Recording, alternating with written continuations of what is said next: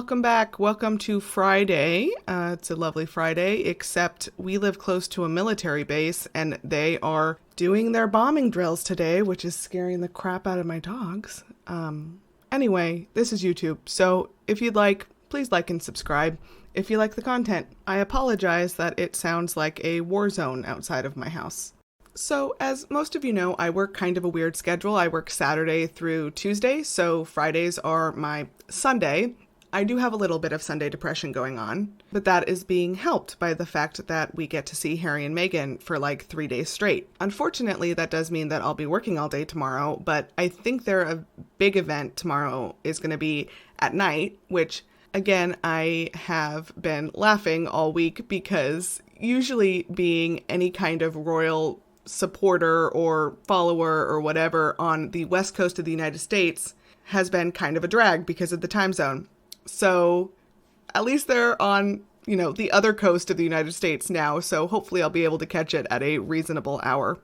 So yesterday, a reporter, apparently not knowing exactly what to call Meghan, shouted out a very polite Madam Duchess, which I think is personally pretty cute and very respectful. Of course, the deranged are pressed about it, so we have to run with it. The Sussexes are on day 2 of their visit to New York City, which will be capped with an appearance at Vax Live tomorrow night promoting vaccine equality. The UK is pressed that this visit is getting so much attention and that Harry and Meghan are meeting with some political heavy hitters. I would like to remind them that unlike in Britain, where the press is pretty much forced to cover the royals, we have a meritocracy here. Harry and Meghan are getting this level of attention from the press and American politicians because there is an upside to working with and covering Harry and Meghan. The overwhelmingly positive coverage will drive clicks and sell papers here. Despite the UK press's best efforts, Harry and Meghan continue to be very popular figures in the United States. The backbone of this visit has been to promote vaccine equality or equity, something that has been an important cause for Archewell since the pandemic started. Harry and Meghan used the attention surrounding Archie's 2nd birthday to call for donations in support of vaccine equity. They have written an open letter to the heads of pharmaceutical companies and vaccine manufacturers urging them to increase their support for COVAX, a vaccine sharing initiative that provides discounted or free doses for lower-income countries. Harry was vocal during the GQ Awards, blaming mass-scale misinformation for vaccine hesitancy. Both Harry and Meghan were vocal during the first Vax Live in May of this year about inequality both in terms of gender and vaccine availability. Archewell has teamed up with Procter & Gamble for a multi-year project, including a focus promoting equality for global collective well-being. During this trip to New York City, they met with global health experts at the WHO offices, including Chelsea Clinton. They also met with the UN U.S. ambassador to discuss the same thing. Also, can we just enjoy this little, emoji picture of what looks like a nurse kicking a virus's butt? As a nurse, I appreciated it very much. I also wanted to go back to yesterday briefly and remind people that Harry served 2 tours in Afghanistan, a war that was started in large part because of the attacks on 9/11. It makes perfect sense for them to go to the memorial while they are in the city during the same month as the 20-year anniversary. Again, the choice to roll out the quote-unquote red carpet was from the press and the politicians. They see an upside to being photographed with Harry and Meghan. Royalists can be pressed all they want. The UK press no longer has control over the Harry and Meghan narrative.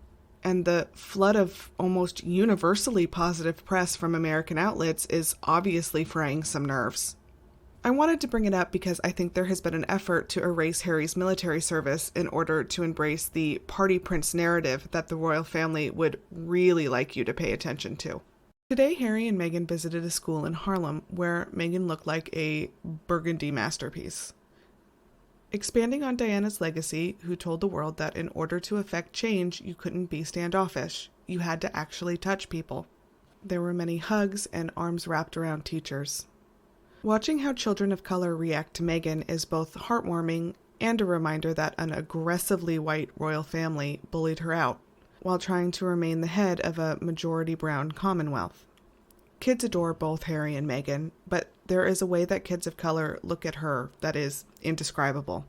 Meghan read the kids the bench with Harry seated in the audience. again, their open support of each other is always endearing. Harry and Meghan also donated a washer and dryer for the school uniforms, garden boxes, reading nooks, copies of The Bench. They came bearing gifts, which is always nice when you are a guest. Also, a huge departure from a royal engagement. Royal engagements were intended to fool the UK taxpayer into thinking their royal family works for a living. Unfortunately, many are still bamboozled.